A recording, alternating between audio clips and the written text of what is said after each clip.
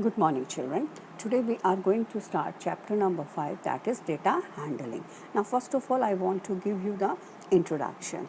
Now, in your day to day life, you might have come across informations such as number 1, runs made by a batsman in the last 10 matches, number of wickets taken by a bowler in the last 10 one days, or marks scored by the students of your class in the mathematics unit test, or maybe number of storybooks read by each of your friend, etc. Now the information collected in all such cases is called data. Now this data is usually collected in the context of a situation that we want to study.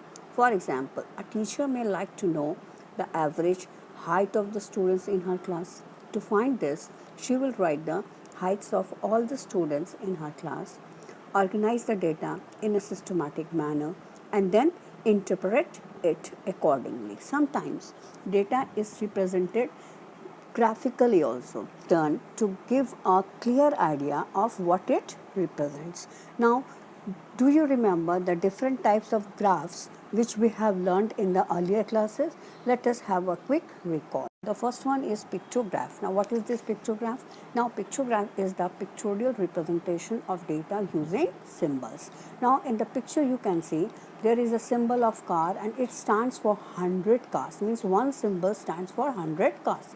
Now, in July you can see there are 2 full cars and 1 half. Then in August 3 full symbols of car has been done. Then in September the 4 symbols. Now if I'll ask you one question, that how many cars were produced in the month of July? It's very simple. 2.5 means 250. Then in which month were maximum number of cars produced? Obviously it is the month of September. So I think the pictograph is very much clear to you. The next one is a bar graph. Now, a display of information using bars of uniform width, their height being proportional to the respective values. Now, you can see the picture. One thing all of you remember, that bar heights give the quantity for each category, and bars are of equal width with equal gaps in between them. Means in between them the gap should be same and the width of the bars should be equal. Now by seeing this graph, if I'll ask you some questions, what is the information given by the bar graph? Here you can see the year has been written, academic years, and on OY axis number of students in class 8 has been given. So what is it showing? It is showing the number of students studying in class 8 in different years. Now if I'll ask you, in which year is the increase in the number of students maximum? Your answer will be 2003 and 4.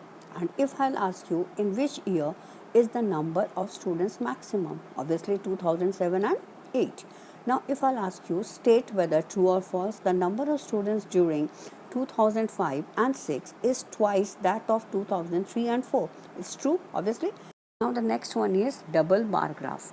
A bar graph showing two sets of data simultaneously. It is called double bar graph. Now it is useful for the comparison of data. Now let us see the figure. Now here on OX axis you can see the subjects has been given. OY axis marks obtained by a student has been given. And on the left hand side you can see one box is showing that the data is for 2005 and 6, and the shaded one it is for 2006 and 7.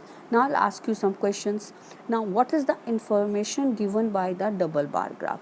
Now here by seeing the graph you can easily say that it is showing the marks obtained by a student in 2 successive years. Then the question is, in which subject has the performance improved the most? Which subject? Obviously it is maths.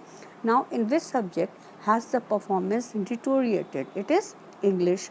Then in which subject is the performance at par? It is Hindi. Clear? Usually data available to us is in an unorganized form called raw data. To draw meaningful inferences, we need to organize the data systematically. For example, a group of students was asked for their favorite subject. The results were as listed below: art, mathematics, science, English, mathematics, art, English, mathematics, English, art, science, science, mathematics, art, English, art, science, mathematics, science, art. Now, which is the most liked subject and the one least liked? Now, it is not easy to answer the questions looking at the choices written haphazardly. So, we have to arrange the data to get the answer. Look at the table.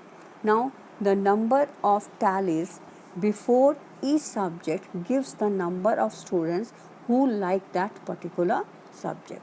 Now, you can see art, it is 7, mathematics, it is 5, science, it is 6, English, it is 4.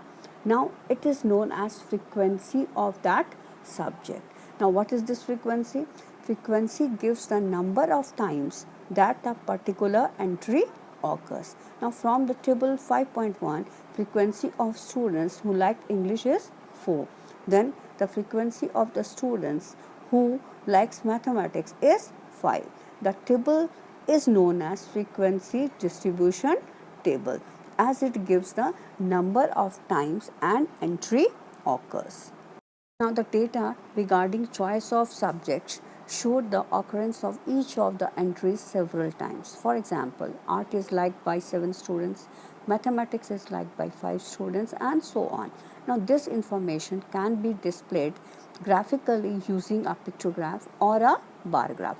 Now, sometimes, however, we have to deal with a large data. For example, consider the following marks out of 50 obtained in mathematics by 60 students of class 8. Now, you can see here 60 entries are there. If we make a frequency distribution table, as I taught earlier, that table would be too long. For the convenience, we have to make the groups of observation like 0 to 10, 10 to 20, and so on, and obtain a frequency distribution of the number of observation falling in each group. Thus, the frequency distribution table for the above data can be. Now, data presented in this manner is said to be grouped, and the distribution obtained is called grouped frequency distribution. It helps us to draw meaningful inferences, like most of the students have scored between 20 to 40. Why? Because there the frequency is 21. Then 8 students have scored more than 40 marks out of 50. Yes, and each of the group 0 to 10, 10 to 20, 20 to 30, etc. is called a class interval. Now, observe that 10 occurs in both the classes, means 0 to 10 as well as 10 to 20. Similarly, 20 occurs in the classes 10 to 20 and 20 to 30 also. But it's not possible that an observation can belong simultaneously in 2 classes. To avoid this, what we do, we take that 0 to 10, we will not take 10 in that, we will take up to 9 only. Clear? Now, 10 belongs to the class interval 10 to 20. Similarly, 20 belongs to 20 to 30, not to 10 to 20. In the class interval 10 to 20, 10 is called the lower limit or lower class limit, and 20 is called the upper class limit. Is it clear? Now, let us again consider the group frequencies distribution of the marks obtained by 60 students in the mathematics test. Now, you can see that the class intervals are 0 to 10, 10 to 20, 20 to 30, 30 to 40, 40 to 50, 50 to 60, and the frequencies are 2, 10, 21, 19, 7 and 1. Now, this is displayed graphically as in the adjoining figure.